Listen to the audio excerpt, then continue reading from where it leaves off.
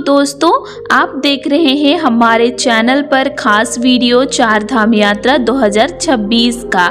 आज हम आपको विस्तार से बताएंगे चारों धाम यमुनोत्री, गंगोत्री, केदारनाथ और बद्रीनाथ के महत्व, उनके कपाट कब खुलते हैं, यात्रा के टिप्स और आध्यात्मिक संदेश। यह यात्रा सिर्फ दर्शन नहीं बल्कि आत्मा की शुद्धि का मार्ग भी है। चलिए शुरू करते हैं। सबसे पहला धाम है यमुनोत्री धाम, माँ यमुना का निवास।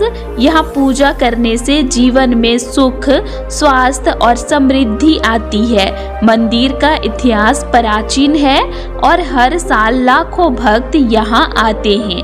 कपाट खुलने की संभावित तारीख 19 अप्रैल 2026 को है। ध्यान दें, ये तारीख अभी संभावित है। आधिकारिक घोषणा मार्च के अंत या अप्रैल की शुरुआत में आती है।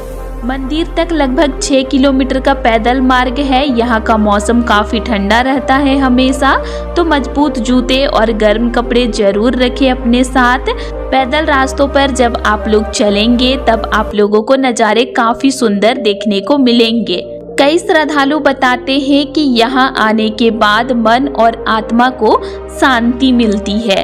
तो आप लोग 2026 में अगर आने का प्लान बना रहे हैं तो यमुनोत्री धाम से अपना यात्रा को शुरू कीजिएगा।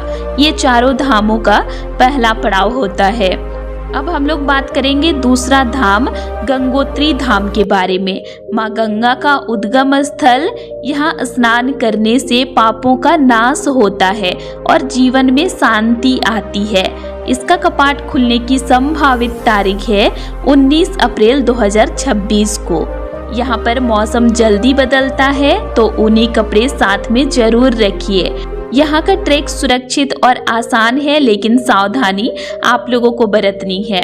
गंगोत्री के आसपास छोटे गांव और स्थानीय भोजन यात्रा को और यादगार बनाते हैं। तो आप लोग माँ यमुना का दर्शन करने के बाद माँ गंगा का दर्शन करिएगा। ये दूसरा पड़ाव होता है। अब हम लोग बात करते हैं तीसरा पड़ाव केदारनाथ धाम के बारे में। भगवान शिव का ज्योतिर्लिंग। यहाँ पूजा करने से मानसिक शक्ति और आत्मा की शांति मिलती है। इसका कपाट खुलने की संभावित तारीख 22 अप्रैल 2026 को है।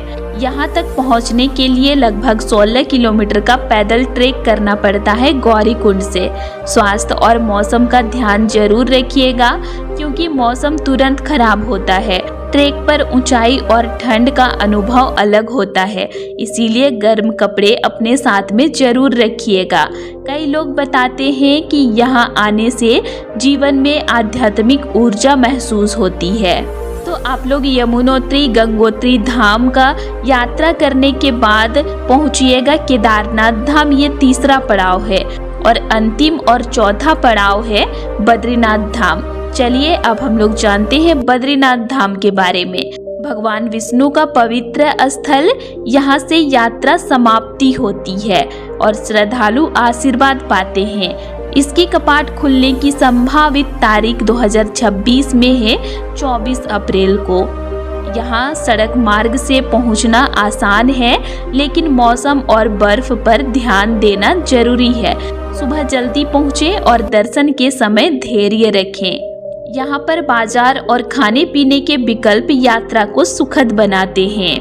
तो ये थे उत्तराखंड के चारों धाम, जिसकी यात्रा की शुरुआत होती है यमुनोत्री धाम से और समाप्ति होती है बद्रीनाथ धाम में।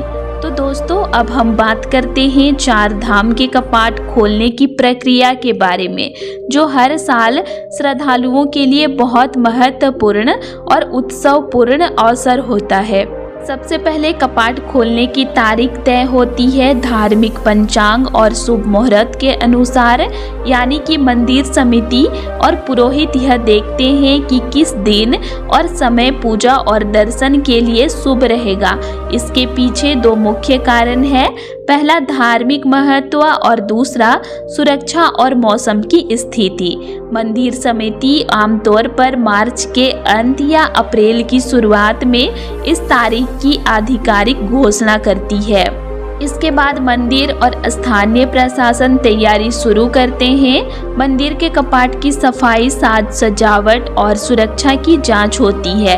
कपाट खुलने की सुबह पुजारी और मंदिर के अधिकारी पहले पूजा करते हैं। इसके बाद शंख, घंटा और मंत्रोच्चार के साथ कपाट खोला जाता है। इस दिन मंदिर में विशेष पूजा होती है। भक्तों के लिए दर्शन और अभिषेक की सुविधा उपलब्ध कराई जाती है। भक्तों के लिए यह दिन विशेष होता है क्योंकि यह एक तरह का आध्यात्मिक आरंभ माना जाता है। कई लोग सुबह से ही लाइन में लगकर इंतजार करते हैं और कुछ लोग इसे अपनी जीवन की यात्रा की शुरुआत भी मानते हैं। ध्यान दीजिए, ये तारीख अभी संभावित है। अगर मौसम खराब रहता है, जैसे भारी बर्फबारी, बारिश या रास्तों की सुरक्षा खतरे में होती है, तो कपाट खोलने की तारीख को थोड़ा आगे बढ़ाया जा सकता है। तो इसीलिए आप मेरे चैनल से जुड़े रहिए, चैनल को सब्सक्राइब कर लीजिए क्योंकि मैं आप लोगों के लिए अपडेट लाती रहती हूँ और लेटेस्ट अपडेट बताती हूँ। तो कुल मिलाकर कपाट खोलना सिर्फ भौतिक रूप से दरवाजा खोलना नहीं, बल्कि धार्मिक और आध्यात्मिक उत्सव है।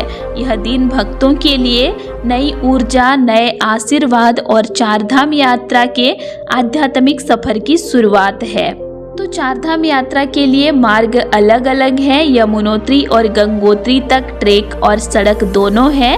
केदारनाथ ट्रैक लगभग 16 किलोमीटर लंबा है, जबकि बद्रीनाथ सड़क मार्ग से आसानी से पहुंचा जा सकता है।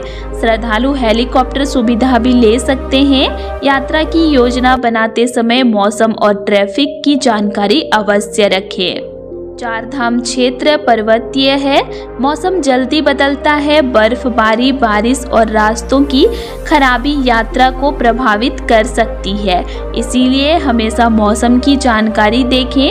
ट्रैक के लिए मजबूत जूते, ऊनी कपड़े और सुरक्षा गाइड का पालन करें। पहाड़ों में हल्की दुर्घटना भी खतरनाक हो सकती है, इसीलिए सतर्क रहें। हर साल लाखों श्रद्धालु चारधाम आते हैं। कई लोग बताते हैं कि यात्रा से उनके जीवन में बदलाव आया। कुछ भक्त कहते हैं कि यहाँ दर्शन करने से मानसिक शांति मिली। कुछ ने आध्यात्मिक अनुभव और चमत्कार महसूस किए। यह केवल यात्रा नहीं, बल्कि आत्मा की सफाई और जीवन में आशीर्वाद का अनुभव है। चारधाम यात्रा सिर्फ मंदिर दर्शन नहीं, रास्ते में आप देखेंगे पहाड़ी गांव, स्थानीय संस्कृति, पारंपरिक भोजन, चावल, दाल, आलू और स्थानीय मिठाइयाँ आपको यात्रा के दौरान ऊर्जा देती है। स्थानीय लोगों की संस्कृति भी यात्रा का अहम हिस्सा है। तो दोस्तों, ये थे चारधाम यात्रा 2026 की पूरी जानकारी। हमने देखा कपाट खोलने की प्रक्रिया, यात्रा के मार्ग, मौसम, भक्तों के अनुभव और स्थानीय संस्कृति। याद रखिए, कपाट खोलने की तारीखें अभी संभव है। अंतिम घोषणा मंदिर समिति द्वारा ही होती है। चारधाम यात्रा सिर्फ दर्शन नहीं, बल्कि आध्यात्मिक शांति और आत्मा की सफाई का अनुभव है। यमुनोत्री से जीवन का आरंभ, गंगोत्री में पवित्र जल, केदारनाथ में शिव की कृपा और बद्रीनाथ में विष्णु की दया। इसी के साथ दोस्तों, आज तारीख हो गया 18 जनवरी और अभी केदारनाथ धाम में भारी बर्फबारी हो रही है। तो कोई भी श्रद्धालु अभी जाने की कोशिश बिल्कुल भी मत कीजिएगा, और जाने वैसे भी अभी नहीं मिलता है, तो आप लोग चोरी छुपे या फिर ज़बरदस्ती नहीं जाइएगा, खतरा काफ़ी ज़्यादा रहता है।